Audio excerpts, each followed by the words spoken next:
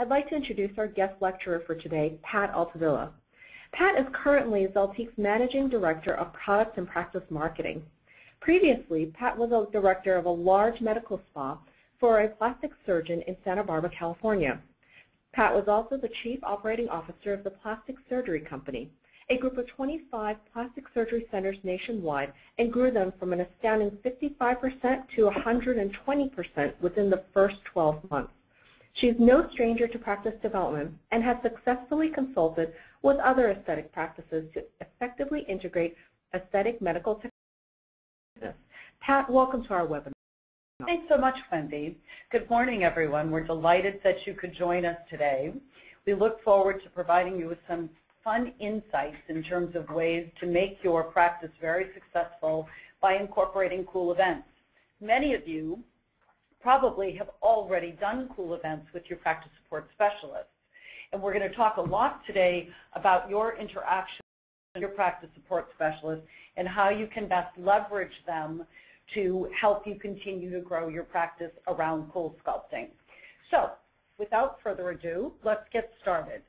Today what we're going to do is several things. Our objectives are, one, to ensure that you attract the right people to your event, people that are actually interested in this procedure and will actually sign up for it with you. We want to talk about how to increase attendance at these events. We'd like also to walk you through how to boost the numbers of people that actually will book treatments during the event and immediately following. And then, of course, the very critical post-event steps that can really make a difference in the success of your cool events. Let's talk a little bit about Zeltique's partnership with you and how we focus on cool events and why we consider them to be a very important strategy for your practice. Just in the last 4 months, we've been doing a very concerted effort of tracking the success of the cool events that our practices have been having around the nation. At this point, in the last 4 months, we've done 553 cool events with you. We've had 13,000 RSVPs. 9,500 or 73% of the RSVPs actually attended these events, and 10,800 cycles were actually booked in the practices. So today we have 3,500 delighted patients walking around that become walking billboards for your practice.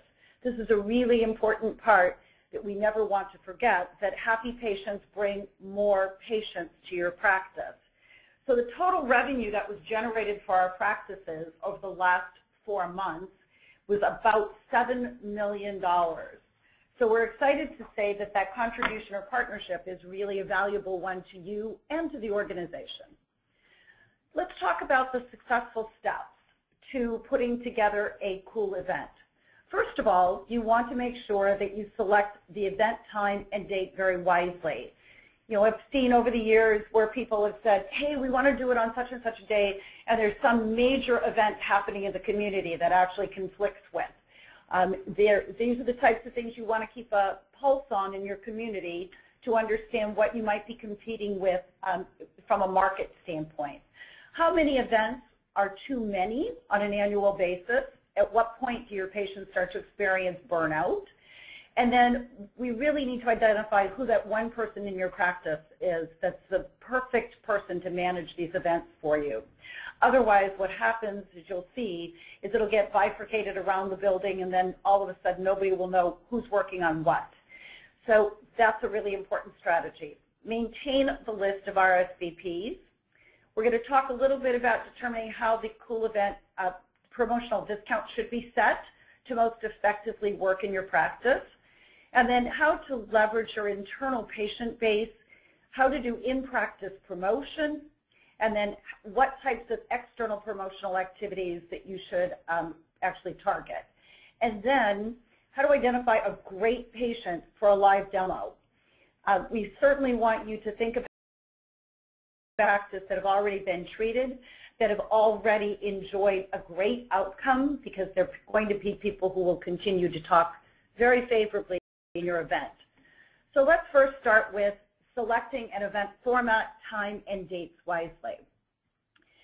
Commonly, we have found that best practices across the nation are either a midday event from 11 a.m. to 2 p.m.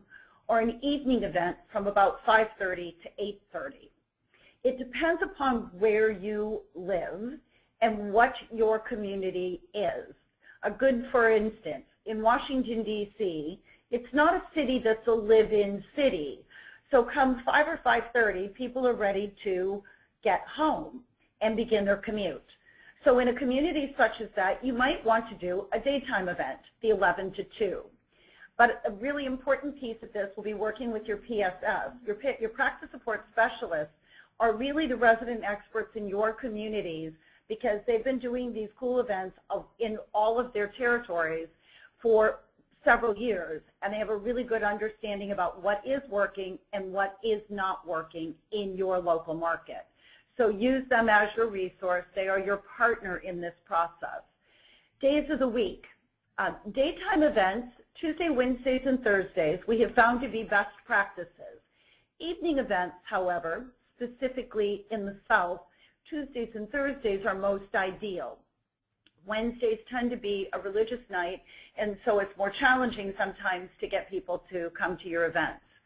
What's the best timing of an event? Typically, we find that between February and early June, you will find this to be the most effective time to do a cool event in your practice. Then we typically encourage people to avoid the summer months because your attendance will be lower. It doesn't mean you don't do them during the summer necessarily. It just means that we should anticipate a smaller attendance rate because people are very preoccupied with their children and getting their children ready to get back to school, etc. So September through early November is also another strategic time to do events. I always try to encourage practices to do them during these because you want your patients to look their very best during the summer months when they're seeing many friends and family, and you want to have your patients look absolutely their super best at the holiday season. So by starting your patient activities in September, you're bringing them in and getting them really looking quite good by the holiday season. This is also a great way of continuing to accelerate your patient referrals into your practice.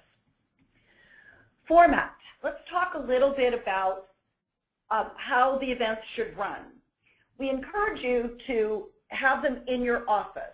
There's no better place than for people to actually witness where they would be getting treated and to see the comfort of your practice that would encourage them to have the procedure and to sign up with you. There's a small presentation that's been developed that your practice support specialists will share with you if they have not already. They, the first couple of times, will actually generate those presentations and do them for you to show you how they get delivered.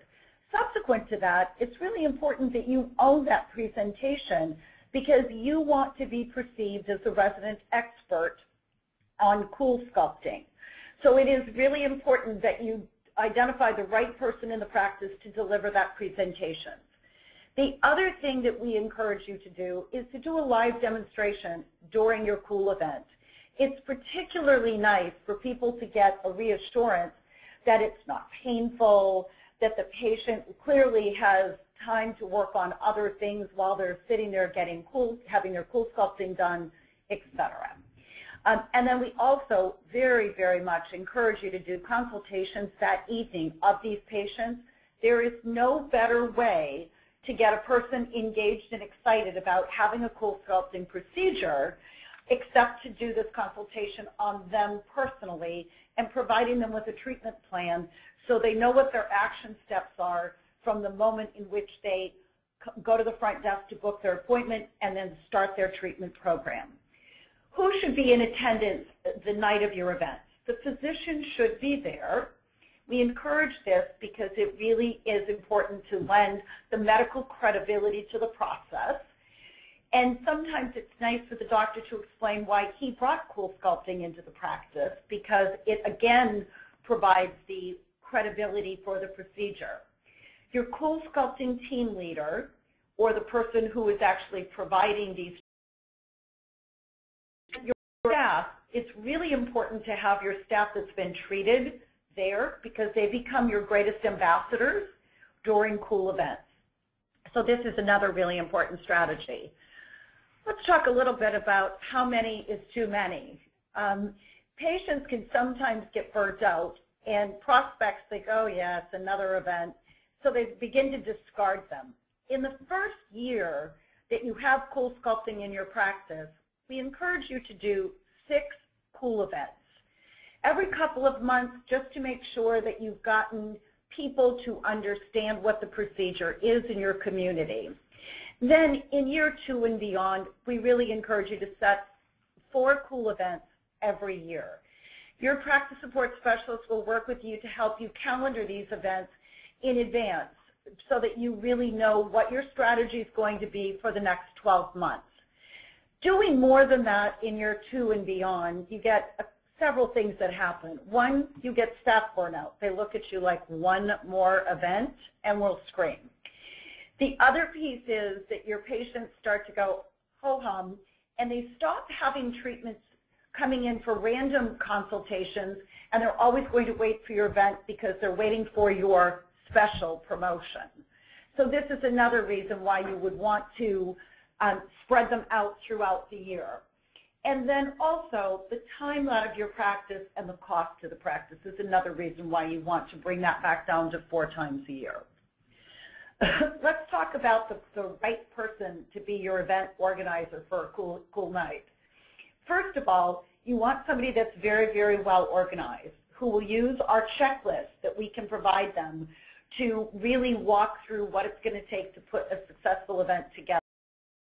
Identify that from now, make sure that they begin to calendar the 4 events, and that that person is going to drive the constant efforts in the practice.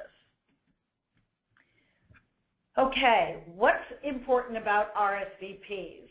Why is it important to know who's coming?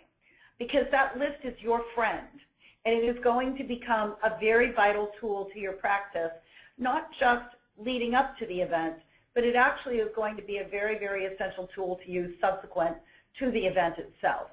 So in the list of RSVPs, all efforts should be made to gather the following information: the patient's name, the phone number, the best contact number for that person, and wherever possible, an email address for that patient.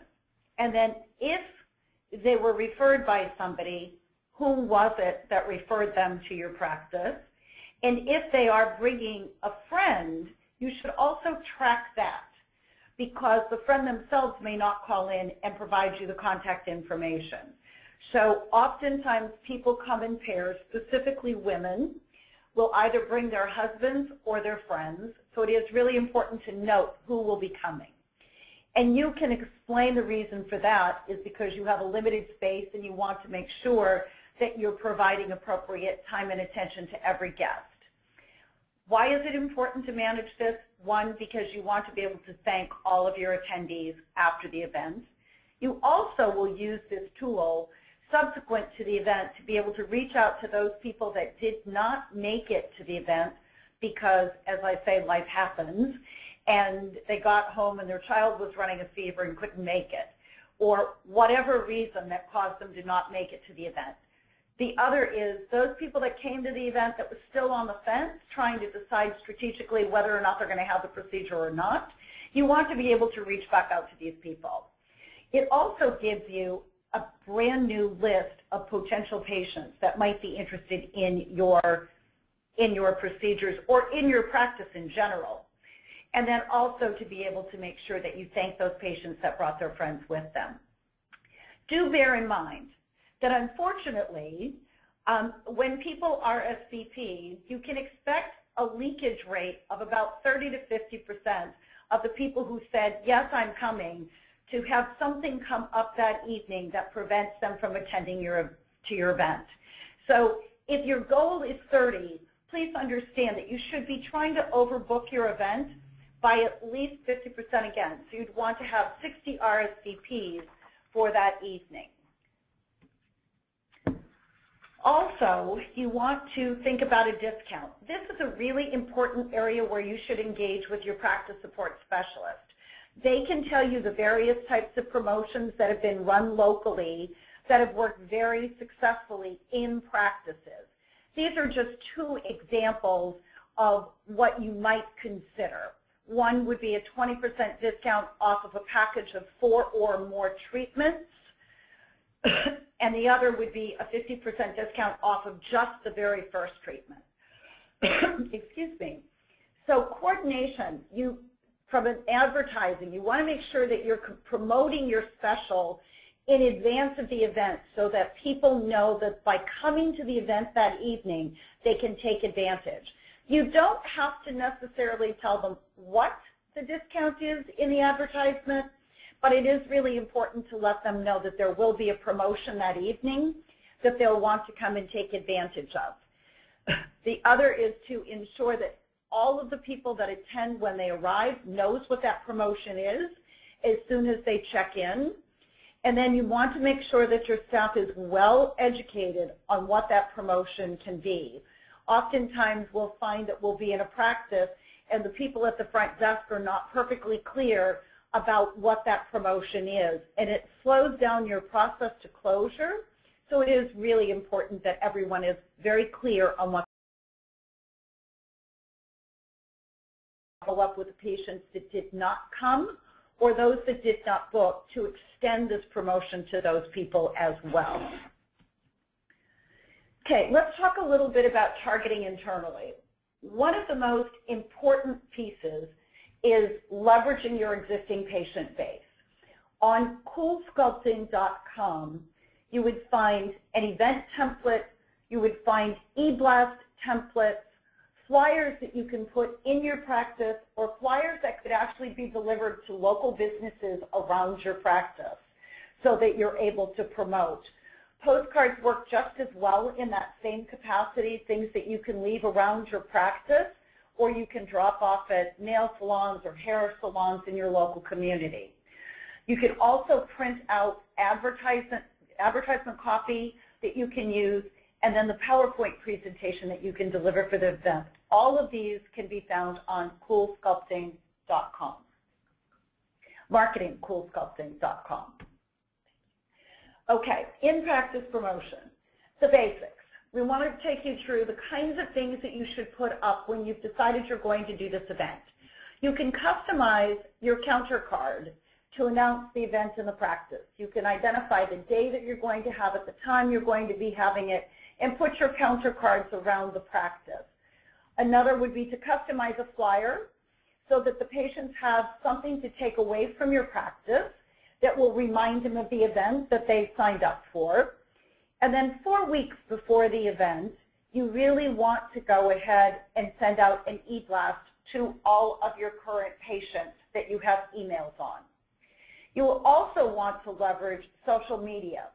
If you already have Facebook and Twitter activities, you want to make sure that you incorporate these events into that, as well as incorporating this onto your website. So if you have an event section on your website, this should be placed on your website as well. In all forms of communication, you want to make sure that you're requesting RSVPs, because it is very important that you know who's going to be coming. And the best way to leverage that to make sure they respond is to say that the space is limited in your facility and that you can't take all comers. And quite frankly, if you have an abundance of people that sign up, you could always set a second date later in the week or the following week to be able to do an extended event for your practice. Other ways of generating in-practice promotion would be to make sure that your staff who's sitting at the front desk or engaging with the patients throughout the week is actually engaging with the patient to remind them that there's an event, and that you really want to ensure that they are getting people signed up on your list. Also, if you craft your promotion for a bring a friend incentive for the patients, you'd be really surprised to see what people will do about bringing a friend along with them. Think about it this way. If you were going to give your current patient $50 off their next treatment, you could give the friend $25 off. So it's the type of promotion you want to set as a staggered promotion so that you can get them to bring those people with them. It also just continues to build your exposure in the community, and all the things we're teaching you today, while obviously we're talking about CoolSculpting, please understand that all of this benefits your practice at a much broader level. The more you expose the community to your practice and how wonderful it is, the more people you're going to be having coming in for many other treatments, not just CoolSculpting. Talk a little bit about external prospective patients. Obviously, you know how to, we've talked now about leveraging your existing patients to bring in friends. Other ways of actually working through local market advertising would be to, one, do print advertising. Very important part of that is making sure that you're in a paper that really gets traction. You will find in many communities the traditional newspaper is not where you want to advertise. If you go into the coffee shops in your local market, you will find local market papers that are where people look for weekend entertainment. You will find that they are, you know, aesthetic opportunities are advertised in these papers frequently, and it's sort of a tabloid type of a magazine. And this is what you want to identify as your target. You also will want to make sure that the ad that you run is not a business card size, but that it indeed takes the entire the entire length of the page, but you always want to be on the right-hand side, outer edge of the paper. And then in another piece to this that's very important is you always want to be ahead of the fold. So wherever the fold is in the magazine or the tabloid, you want to be in advance of that. You don't want to be on the back side of the magazine. So strategically, if you want your best readership ahead of the fold, the entire run of the page, and you want the most far right-hand side of the page. And then frequency. Oftentimes, you will find that these papers or tabloids are actually weekly publications. So you really do want to run this 4 weeks leading up to the event. And this way you're continuing to get your RSVP readership, and this is a great way to increase your attendance at these events. Radio. Everyone always grimaces when I talk about radio. Radio is a branding concept. It is sometimes difficult to leverage it for a specific event unless you simply turn the heat up really close to the event. This is a 2-week strategy. You run this in your heavy drive times on the most effective radio station. When I say most effective, you're really looking at a radio station that caters to your 35 to 55-year-old male and female in an average income bracket of plus $75,000 to $100,000 household income. So this is an important piece. But you would typically run this for 2 weeks leading up to your event, with the call to action being space is limited, call today to reserve your space. Your web promotion, obviously, as I said earlier, you want to leverage absolutely everywhere you can with your social media. So Facebook, Twitter, you want to also make sure that this is on your website as an event to secure your RSVPs via email. These are just some examples of invitations that have been crafted by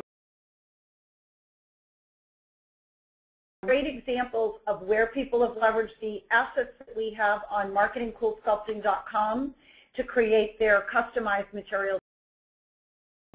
Again, a couple of examples. Additionally, catering to events around seasonal activities, so this is also very important. Let's talk a little bit about some best practices. These are strategies that have worked in the real world. So it's smooth operations. We had a center in Scottsdale, Arizona.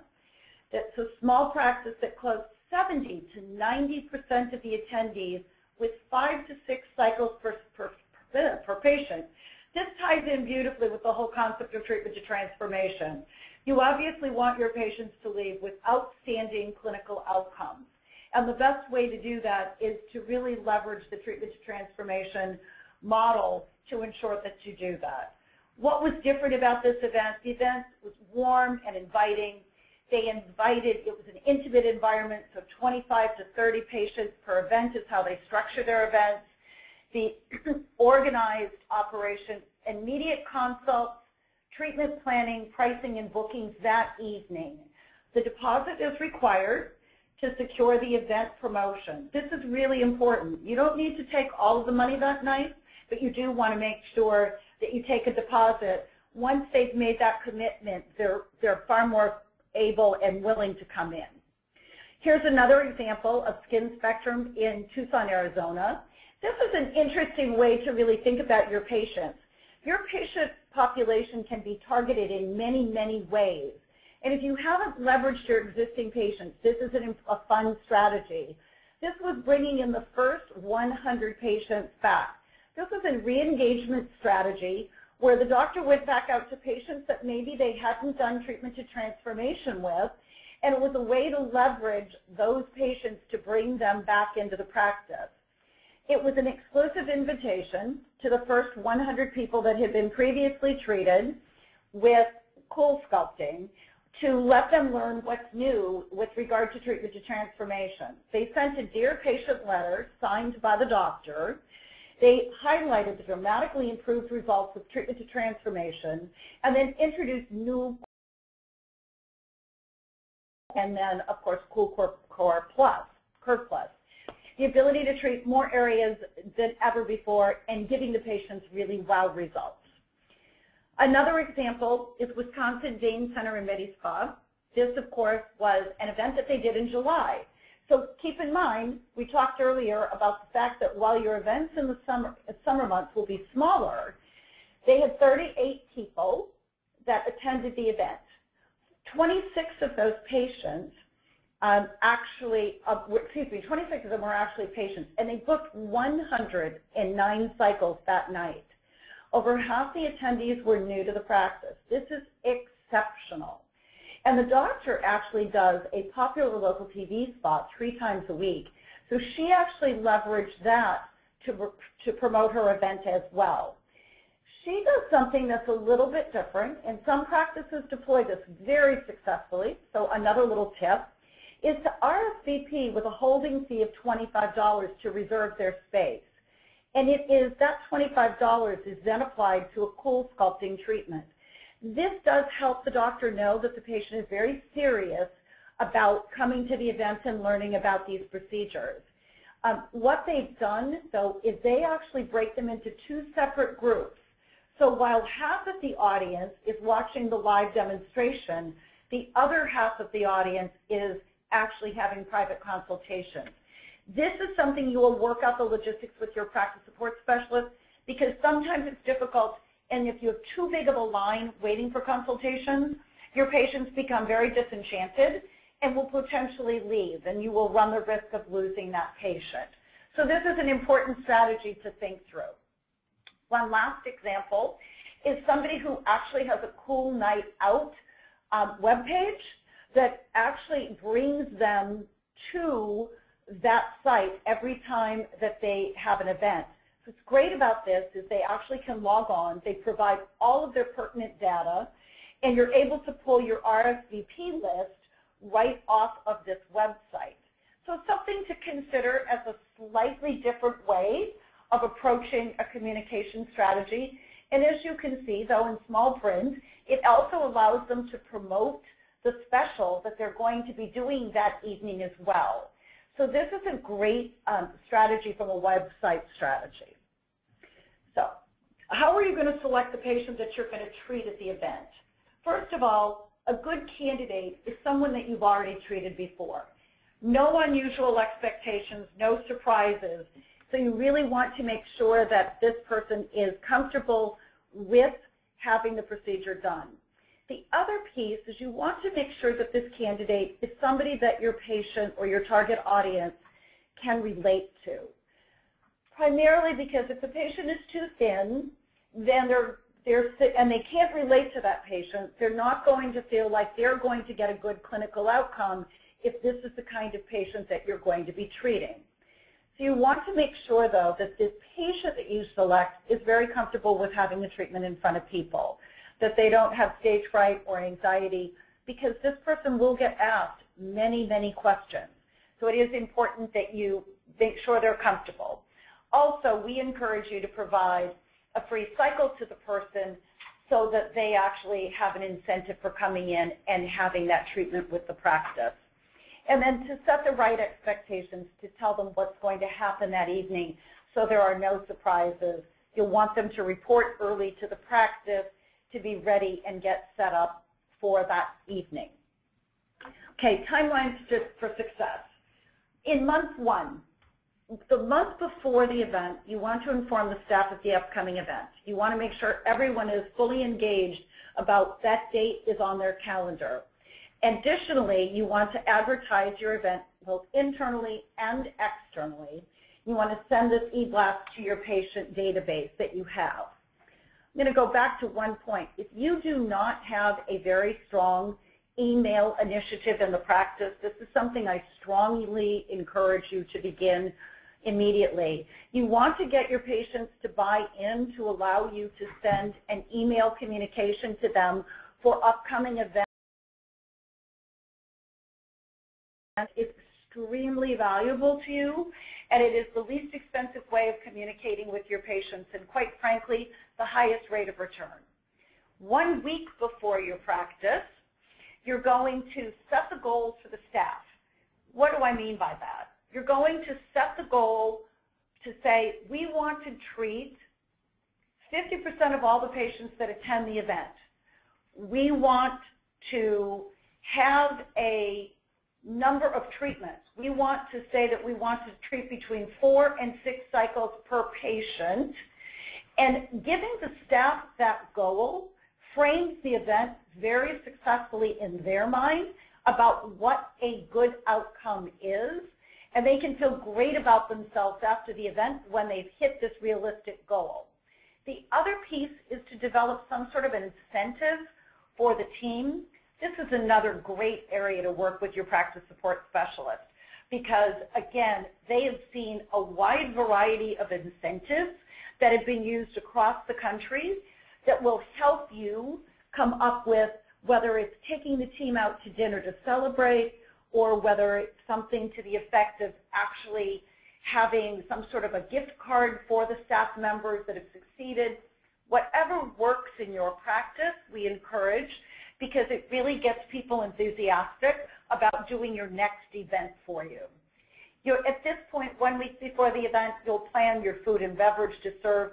You don't need to be abundant, but you really want to make sure that there's a little bit of nibbles for people to eat. You want to contact the patient to review this is a patient you're going to treat, the time to be at the office, what to wear, and then check on their needs to make sure that they're going to be comfortable with the event. 48 hours before the event, you're going to call all of the RSVPs and remind them of the event so that they have that on their calendars. And then you're going to, again, internally walk the layout and the flow of the event to make sure that you're comfortable with where the presentation will be delivered, who's going to be doing the assessments, who will be sitting at the front desk to actually book the treatment appointments, how much money you're going to be taking that evening as a deposit, et cetera, et cetera. And then you want to review the staff goals and set the expectations overall for the team. So a very brief team meeting to get everybody engaged and ready to do the event 48 hours later.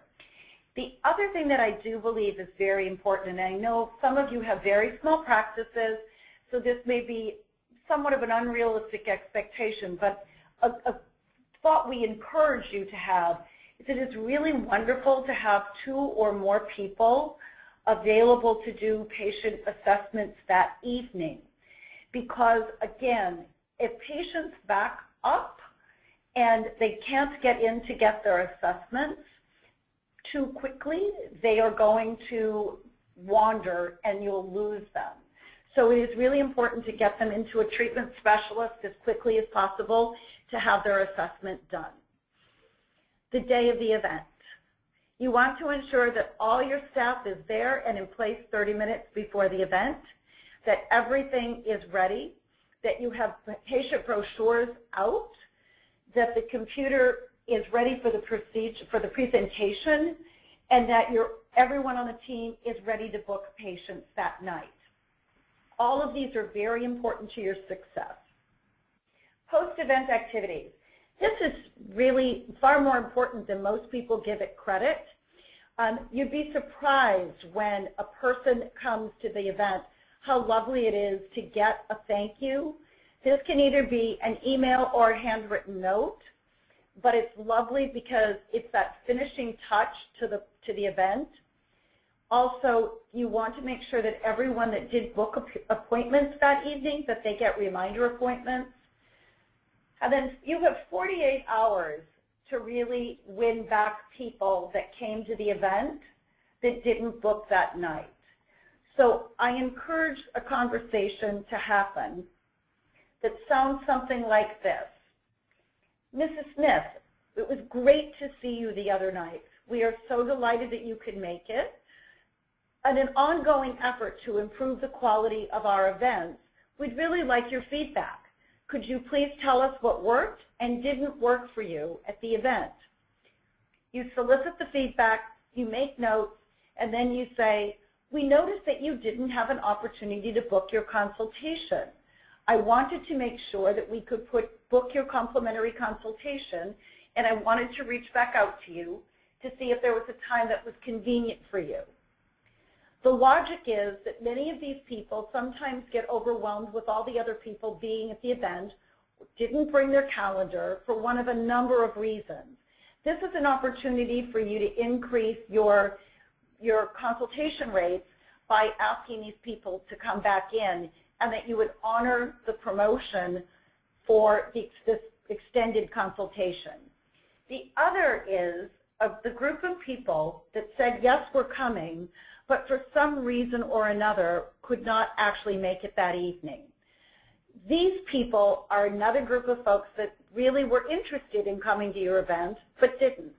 So this is a great group to say, Mrs. Smith, I saw that you couldn't make it the other night. I know how things can happen getting into these events, but I wanted to reach back out to extend our promotion to you and to also book you a complimentary consultation.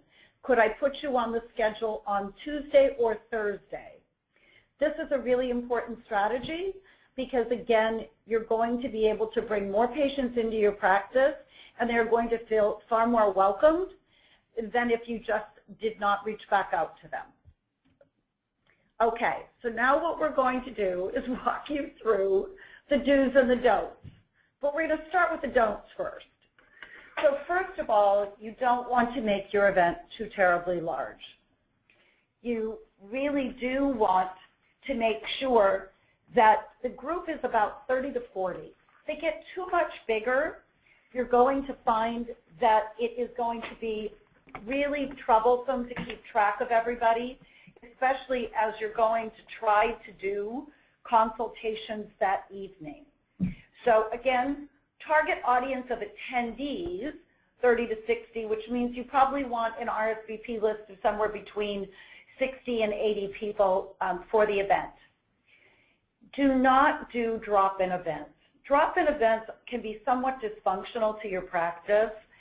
In some cities, you might find that they work, but drop-in events, if you've already got a full schedule during the day, it's very difficult to entertain people just dropping in for a complimentary assessment.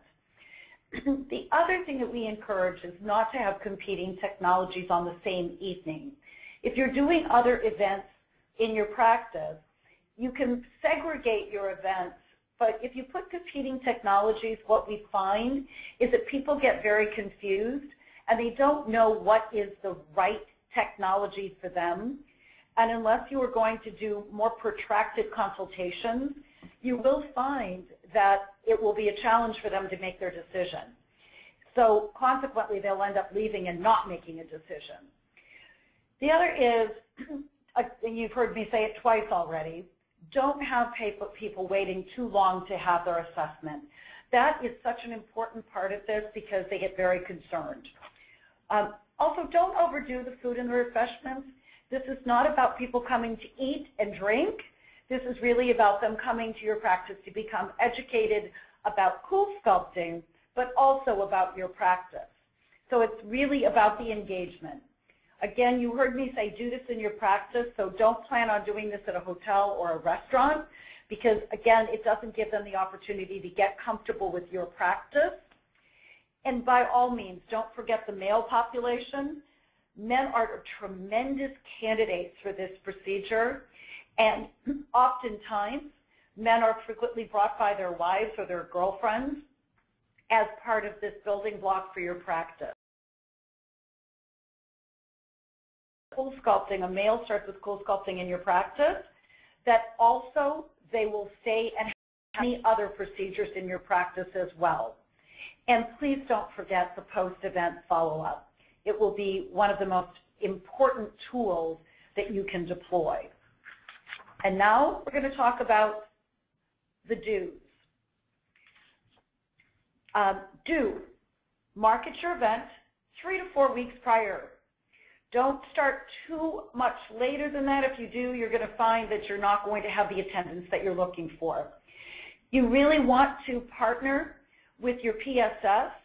This will be a really important person to you as you strategize how to set these cool events up. And they will work with you on optimal pricing promotions, ensuring that your staff is well trained to execute at the event, as well as setting up your event goals. So this will be a really important partner in your process for planning your cool events. And then really, we do encourage you to do this, and I know your PSSs are already engaged in this conversation. The more your staff is treated of those people that engage with your patients, you will find that you have your greatest advocates right in the practice, and really treating your staff to treatment to transformation will be very important to the overall success of your events as well as your practice with CoolSculpting. Have your live demonstrations and do one-on-one consultations with your patients. Ensure that your consultations are efficient, that you get really good at doing efficient consultations and assessments so that you can develop good treatment plans for those patients. Recognize that you may tweak where you put the applicator when they actually come in, but you're looking at gross areas of fat so you know exactly what you need to treat. And then focus on treatment to get your patients wow results. You know, not just 2 treatments and you're going to hope they're happy. You really want to consider treatment to transformation so that your patients are truly delighted. Take a booking deposit. It can be a fixed dollar value or a percent, whichever works better for your practice. But this does make sure that your patients are serious about coming in. Follow up with all of your attendees to thank them very much for participating in the event. And then really don't forget your no-shows. If those people did not come to the event, there was probably a very good reason why, and it has nothing to do with the fact that there was a lack of interest. You want to make sure that you extend this promotion to them as well. And then the ever important staff goals and incentives for the and that they really work with you to okay. Thank you all very much for listening. We will entertain any of your questions at this point, and happy to take those questions now. Thank you, Pat, for your insights on how to create successful and profitable cool events. We'll be beginning our Q&A session now. I'd like to remind everyone to please submit your questions through the GoToWebinar question module, or you can use the chat module as well. As we wait for questions to come out, Pat, I have a question for you. You know, you gave a lot of great advice throughout the presentation. In your experience, where do most practices fall short? Most commonly what I find is that the lack of goals for the staff and clear focus about the outcome of the event without putting any kind of an incentive to help the team get excited about wanting to be there in the evening hours or doing extra work. So that's a really important part of it. And then the other place is really not promoting the event well enough up in advance. That's a great point. And to that point, wanted to talk about how much should a practice, in terms of thinking about, advertising, how much should they be spending on advertising per RSVP? Because oftentimes you can spend a ton of money and get very low return, and you don't want to spend too little. So do you have any advice on that? Yes, it's a great question, and I think really what we really like to keep our practices focused on is leverage your existing practice, because your existing patient population will be your least expensive alternative to bring new patients in. Typically, a good event is in the range of around $3,000 if you really drive to completion, because you do a little bit of print, a little bit of radio, which can be done fairly inexpensively, and it's a good modulator for the practice. And I think you really partnering with Zeltiq and making sure that we are there to support a little bit of the food cost tends to work out very nicely for the practice. Mm-hmm. Mm-hmm. Great. And we have a couple questions to ask if you could possibly review what are the best times for cool events and how long do you recommend them to go? I like them to be in the range of 3 hours, 2 to 3 hours. I like the formats where, because everybody's got busy schedules today, it's easier to, if it's an evening event and you're going to do a presentation at 6 p.m., say, people will come and be able to be there. If not, a great strategy is to stagger the presentations so that you're cycling people through. So on a lunchtime event, you might do one presentation at 11 o'clock, you might do another presentation at 12, and a third presentation at 1, and actually get your patients to sign up for each of those events, so it allows you to evenly distribute the patients across the event. Okay, great. And what type of consult closure rate should one expect from a cool event? If you had to look at the, all the cool events that are done around the nation or throughout the world, what's considered a good and what's considered excellent? Yeah, I think that a minimum should be 50% of the people that attend the event should book for a treatment. And typically by using the post-activity phone calls, providing you put a rock star person on those calls, you can easily increase the closure rate somewhere between 25 and 30% extra. So you can be sitting at a 75% closure rate very easily per event. Okay. So you're thinking at the consult somewhere around 50%, and the post-event you can gather an additional 25% provided that you hit that up correctly. Yes. Okay, great. And do you think it's beneficial to have separate cool events for women and men, or should they be blended together? Well, that's a great question. I've seen both done. I think that oftentimes if it is a male-dedicated event, it's funny because gentlemen don't like necessarily to come to those kinds of events in a social setting. Oftentimes they will come with their female friends. So sometimes it's easy to leverage that. And so I really encourage, over the years I've done market research on what makes a man make a buying decision for aesthetic treatments. And in that, what we've found over the years is that it typically is a female influence, female friend, mother, sister, girlfriend, wife, that have encouraged that. Even in our gay male population, they leverage their female relationships usually to identify where the perfect place to go for certain procedures would be. So I think you can very successfully leverage a female event to bring men, where you might call it a date night, a cool date night out, or you might decide that it's going to be an event where wives bring their husbands. There are lots of cute ways that we can play with templates for that. Okay. So maybe a good follow-up to that is to strategize with the local practice support specialist and see what works best in that area. I think that's always the right answer. Okay, great. And speaking of practice support specialists, you know, are they required to be at these events, or can practices do it themselves? And what if your staff is limited? If your staff is limited, first of all, let me address if your staff is limited. If your staff is limited, you want to keep the size of the event smaller. So you may want to do a few more events during the year so that you can make sure that you effectively drive this. Also, it's sometimes wise to do these midday events, because these midday events you'll make sure you have access to all the people on your staff to be able to fully utilize the people on your team.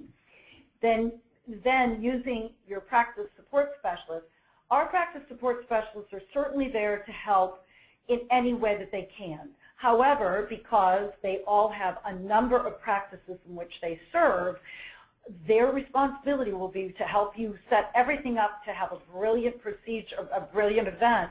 However, on occasion, they may not be able to be there. So it's really important that we teach you in the practice how to really do a fabulous job and have very successful events.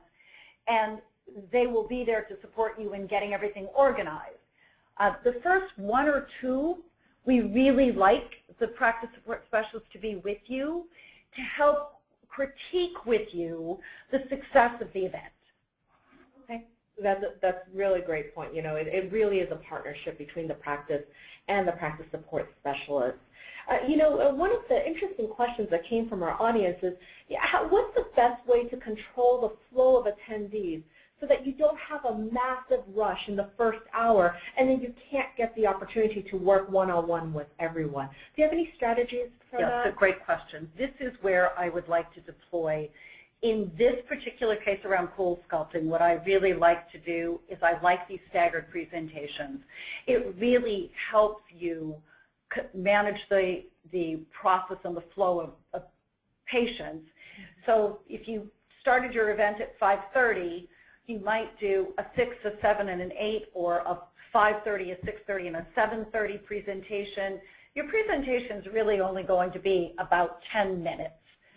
15 at the push. You then have an opportunity to take that first hour, make a brief presentation, orient the patient to the live demonstration that's being given, and allow them to talk to the patient while other people can sign up for consultations. So from a flow standpoint, present, view the live demonstration and ask questions of that patient, and then start breaking off into the consultation process. And speaking of the consultation process, I recall in your presentation you mentioned 5 to 10 minutes, and one of our audience members also asked a question about that. It seems really fast. Can you do an effective consultation in 5 to 10 minutes? Realistically, you probably are going to be looking at 10 to 15, but in that 10 to 15 minutes, you really are going to be really assessing the fat and the direction of the fat. So you're not going to mark the patient that evening, but you'll be setting one of the treatment planning sheets and identifying where the fat is and which applicator you would use, and then marking that on the treatment planning sheet. This will then provide the patient sort of a direction of how many treatment cycles they'll need, and then that would be their tool that they would use to take to the front desk to book their treatment. And when they come back in for their actual appointment, obviously this is where you will be far more detailed and marking the patient and making sure that you've got exactly what you need. So you're saying that the 5 to 10 minutes is really spent on one-on-one consultation with the patient, assessing perhaps how many treatments, what are their problem areas, but not necessarily doing a full consultation. That's correct. Okay, great. Absolutely. One of our interesting questions came in from one of our audience members, and I call it a champagne problem. So many RSVPs that you can't really effectively handle it. What do you recommend doing then? The first thing I do is you don't want to lose them. No, you don't. The first thing I encourage you to do is limit the size. Based upon your staff, you assess how many people you can effectively manage in an evening. So if you limit the size, and let's say within the first 2 weeks, post-advertising the event, you're at capacity, knowing that you're going to have some fluctuation because some people won't show, the best opportunity then is to identify another day that week or the following week that you can roll over. Say, you know, Mrs. Smith, I'm so sorry, our event was so well received that we unfortunately have no more space.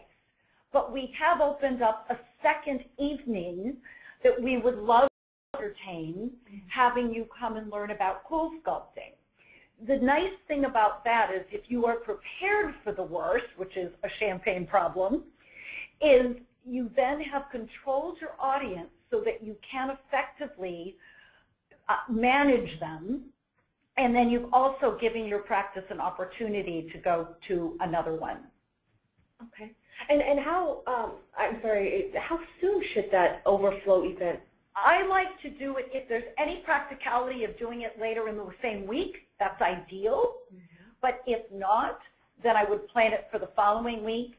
And in that particular case, you don't need to go with all the bells and whistles, but you want to make sure that however many people roll over, that you have a really focused event with those people. The other option would be to simply say, Mrs. Smith, our event is sold out, but we'd be happy to put you on our schedule for a private one-on-one consultation. Okay. Okay, great. Do you recommend the patients to schedule in advance of a particular hour for consultations during the cool event? I'm sorry, say the question again. Yeah. Do you recommend any of the patients, because sometimes, you know, they can't wait, you know, for consultations. Do you ever recommend scheduling them in advance during the RSVP so that your consultation time begins? Absolutely. You can set up cool event consultations so then your CTLs are not going to be in the audience, but they actually will be in a room effective immediately. So you can actually start running a calendar of who's coming and when. The other piece is if you don't want to do your consultations that night, another option would be to say, Mrs. Smith, let's go ahead and book you for a consultation. So what you then do is you keep some holes in your calendar for the next 2 to 3 weeks post-event and actually bring people in and do really in-depth one-on-one consultations with them. So there are a couple different ways. The only difference is that you won't have quite the effective rate of closure for the evening. You won't have tracking on that as quickly, but at least you've got some responses that you know then out of this event we booked this many active consultations. Right. Okay. So that way it takes the pressure off the practice if they don't want to do assessments that evening because they don't have enough people to do the consultations, and you just get them on your calendar. Okay. So one option is to schedule them for a consult time that evening during the RSVP. Correct. Another option is to schedule them at a later time. That's correct. Okay, great. In your experience, what is the right ratio of consulting staff to attendees? Because we hear a lot of, you know, we don't want them to wait. Patients standing around could cause them to disappear. What is that right ratio in your experience? In terms of how much time they should wait? No, in terms of having the practice staff, the assessment versus patient ratio. It's a tough question, and I'll tell you why. Because in so many of your practices, you don't have plentiful numbers of people. We really encourage 2 to 4 people be available to do consultations. And if you have 30 people that evening, fundamentally, they all have about an 8 to 10 person ratio to 1. Then you can give them the time that they need. Or if a patient needs more time, you can then say, you know, Mrs. Smith, I'd love to spend more time with you. So you know what I'd like to do is let me get you on my calendar for later this week for a one-on-one consultation. And it increases the response, if you will. You get them on the calendar, you bring them back. A little bit more attention for those patients. Absolutely, as well. because some people will have lots of questions. Other people will have already done their homework before coming to the event. Okay. So it gives you a little bit more. Okay. Okay, great. So, you know, we are out of time today, Pat. Again, thank you so much for an insightful webinar. And I'd like to thank our audience members for attending today. We have these every month for the remainder of the year. The next one will be about the front desk process and how to improve the front desk process for improved call to conversions. As a reminder to everyone on the call, this session is recorded and archived for future viewing. Within 5 days of this broadcast, you will receive an email link such that you can log on and you can watch the webinar again, or you can forward the link to your staff so that they can also watch this webinar. We ask that if you have any questions, please contact your local local Zeltiq sales rep, who is also your practice support specialist. And also, you may feel free to email the marketing team at marketing@zeltiq.com. Again, thank you everyone for your attendance. We hope to see you next month.